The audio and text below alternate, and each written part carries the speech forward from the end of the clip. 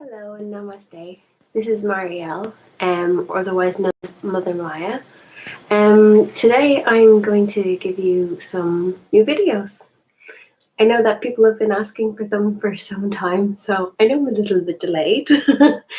I have been teaching meditation for over 10 years. I'm a Reiki master, and I've been teaching for 6 years, I think. And I've actually been asked by a few people recently to start doing some more videos, basically. So I thought I'd start with a simple idea, the start, really, of the idea of meditation. And truly, the whole idea that why we're doing meditation in the first place is to reach some sort of oneness, some sort of bliss, some sort of divine happiness, basically. And this word can be described in yoga as a simple term called Samadhi. So Samadhi is a Sanskrit word. It's Hindu originally, but there's many other words for it as well. Bliss, nirvana, reaching transcendental state, ascending, transcending. There's many different words that are used, basically. But I wanted you to think about the idea of Samadhi and reaching it, and not necessarily using meditation on a daily basis to reach Samadhi, but actively making it part of your life. Because it's very easy to get up and go through a very busy day and, work, kids, whatever other busy things that you have in your life, and then all of a sudden you go home, you clean the house, you make dinner, and then you decide, I'm going to meditate for an hour, or 20 minutes, 10 minutes, whatever you're doing, and decide that's going to reach me to bliss.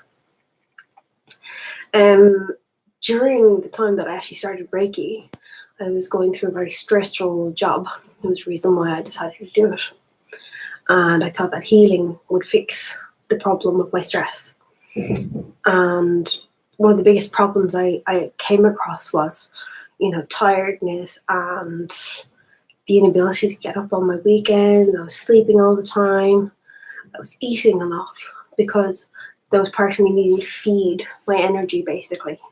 I was needing to fill myself with something else that wasn't stressful energy, basically. I was looking for anything. I tried everything. I tried antidepressants at the time. I tried homeopathic remedies, essential oils, meditation, and Reiki. And really, Samadhi is something a little bit more profound about. It takes a lot of practice to kind of get properly into Samadhi. And I always say to people when you're doing meditation, it's like a muscle. So when you start doing it, it's like training a muscle that you've never gone through before, basically. So when you go to the gym and those parts of your body that hurt, I'm sure we've all been there, you're like, oh God, I didn't even know I had muscles there. That's the muscle that we haven't really flexed before if we're only starting meditation. And to really practice meditation on a regular basis is important. It's like keeping that muscle active. So 1 day a week, 10 minutes meditation is not enough. And you know what they say, if you're having a peaceful day, meditate. If you're having a stressful day, meditate even more. And if you know that in your life at the moment you're going through a huge amount of stress, meditate more. Meditate in the morning, meditate in the evening. But again, meditation isn't the end all and be all. It doesn't fix the idea of not being able to reach Samadhi.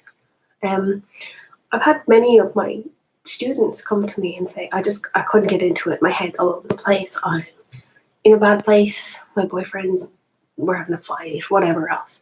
And a certain amount of turmoil, you're never really going to reach Samadhi because there's always going to be something going on. There's going to be a reason, and you're going to let that reason in and go, oh, I don't deserve oneness, I don't deserve bliss, I don't deserve relaxation.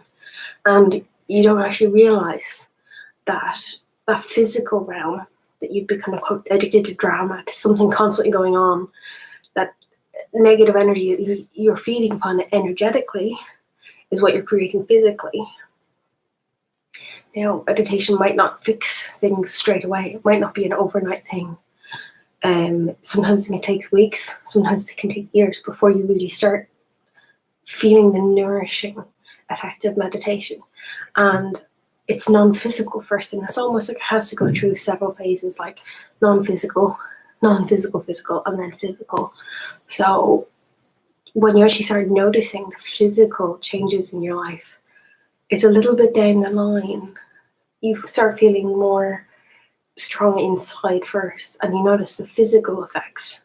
And it's very easy to get stuck on the outside world, the external, like your job, your money situation, your love life, all that kind of stuff.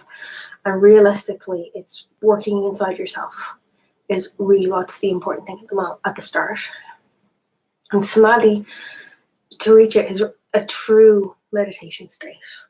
It's when you properly go under. It's like you've gone to sleep. It's like you woke up and you kind of go, after your meditation, wow, I went somewhere.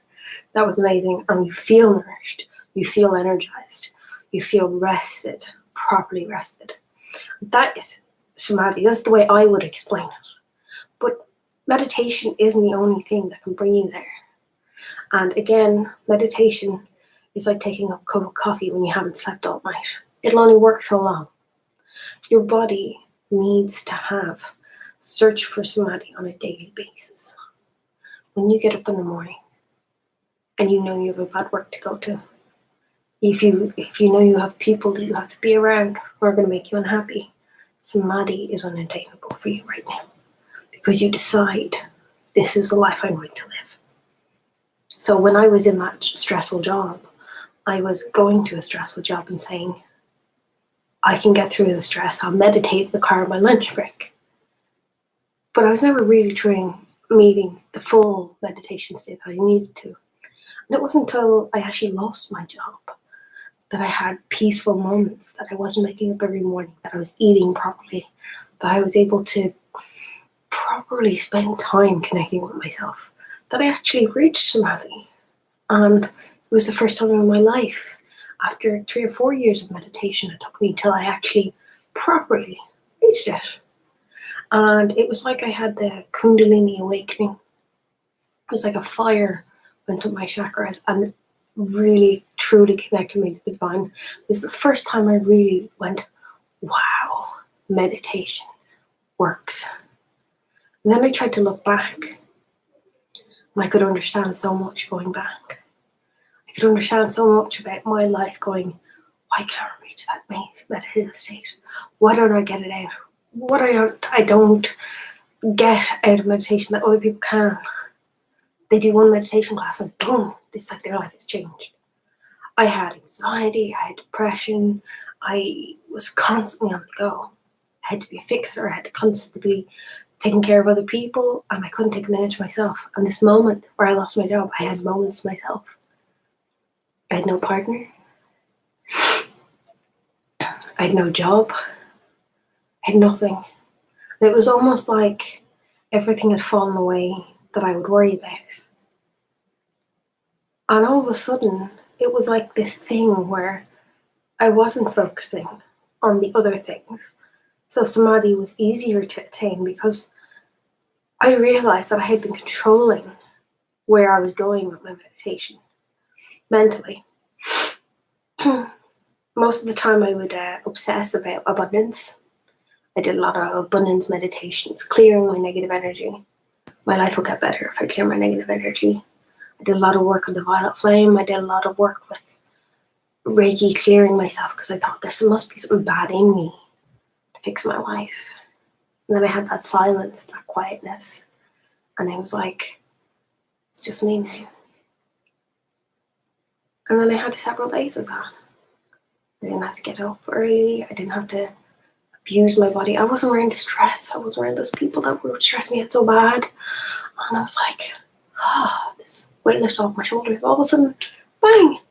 Samadhi started hitting nearly every time I meditated. You know, it was like, wow. And during that time, I decided, okay, I got very sick towards the end of working in that job, and I had a miscarriage. And that was a huge time in my life where I realized my body is so important. I abused my body to the point where I couldn't carry a child anymore. It was a huge lesson for me. And I realized that I need to take care of me now. I really need to take care of my body. My body is a sacred thing that God gave me. And whatever reason that I had, whether it was bullying or whatever, that I believe my body didn't deserve to take care of, I started looking at it and going, well, I don't want to focus on the why anymore. I just want to start taking care of it. So I started taking baths. And after baths, my meditation was amazing. Samadhi was like, oh, it was like a beautiful flow. Samadhi is not just about meditation. It's about yogic walking. It's about having a Buddhist cup of tea. I'll talk about that later. It's about living a life that you decide, I'm going to work at something that I enjoy.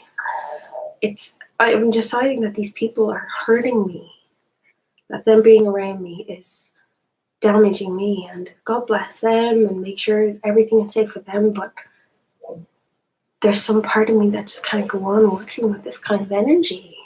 You reach that point with meditation, you grow so much spiritually.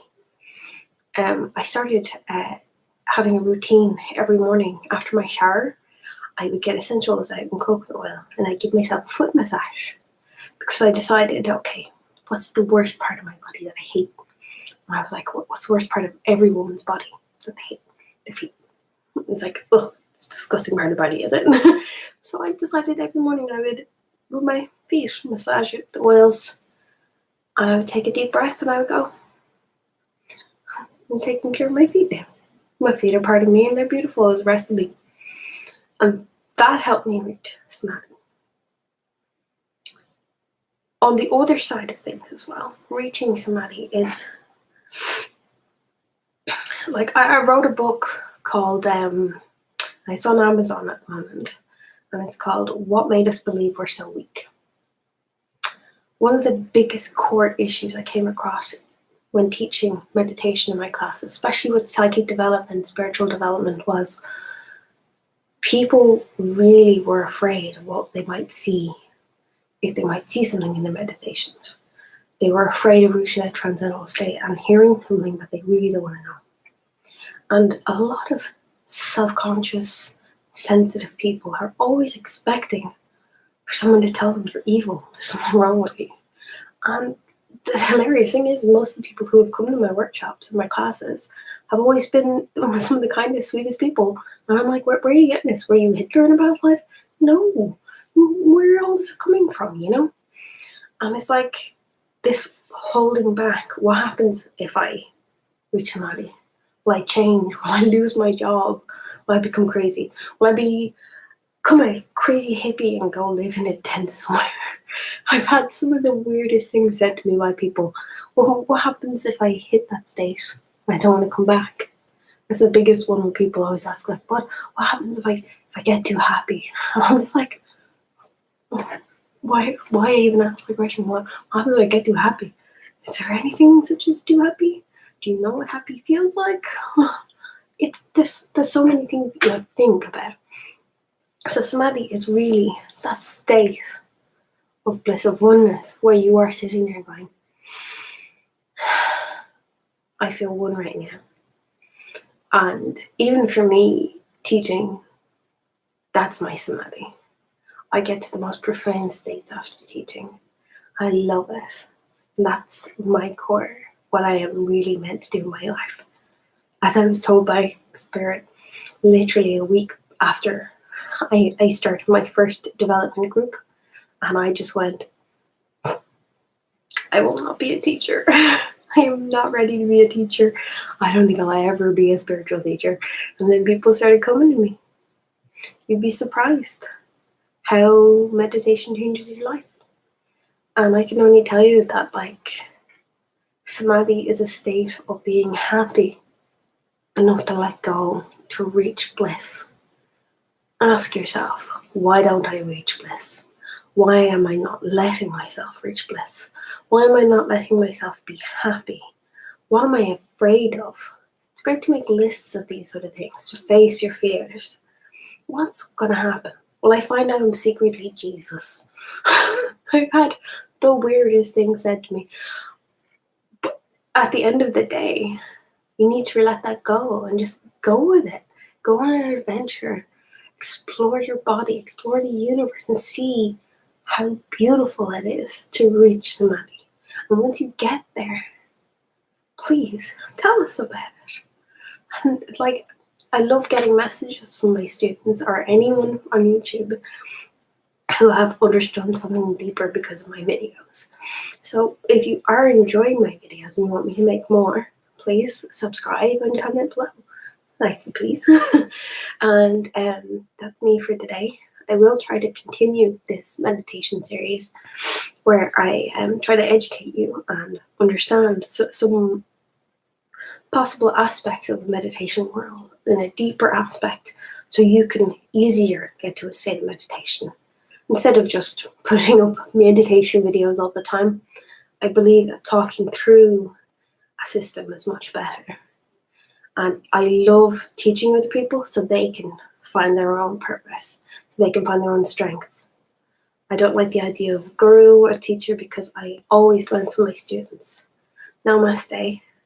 Have a beautiful day, and I hope you reach Samadhi.